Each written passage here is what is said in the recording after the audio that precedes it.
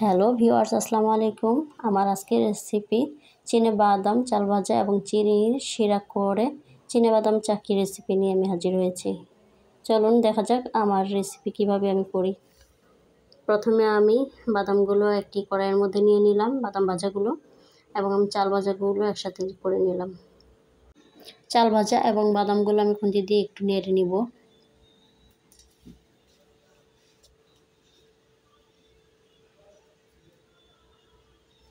আমার নাড়া হয়ে গেছে। পাশে আমি আরেকটা চুলার মধ্যে শিরা করার জন্য একটু পানি দিয়ে তার মাঝে চিনি দিয়ে শিরা করে নিচ্ছি। চিনি শিরা অনেকটাই হয়ে আসছে। দেখবেন যে শিরাটা অনেকটা যখন গাঢ় হয়ে আসবে তখনই মনে করবেন যে চিনি শিরা হয়ে গেছে। আমার চিনি শিরা অলরেডি হয়ে গেছে। আমি এখন বাদাম এবং চাল ভাজার মধ্যে চিনি শিরাটা দিয়ে দিব।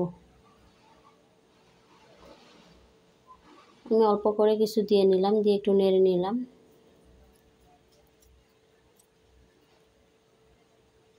চিনি শিরা এবং চাল ভাজা বাদামটা ভালোভাবে শিরা করা আমার হয়ে গেছে। আমি একটা পাত্রে উঠিয়ে নিচ্ছি।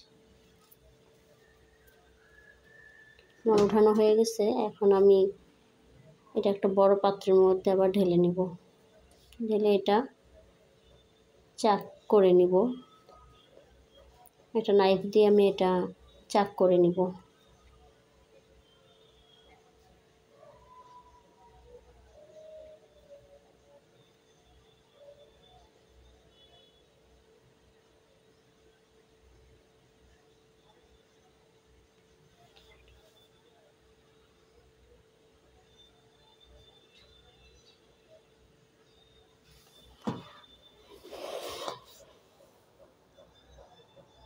এভাবে আমি কয়েক খণ্ড করে নিব।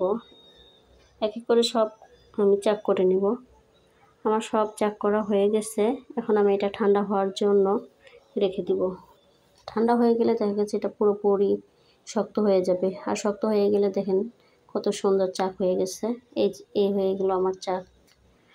বাদাম এবং চাল ভাজার সুন্দর এক রেসিপি, মজাদার সুস্বাদু এক রেসিপি।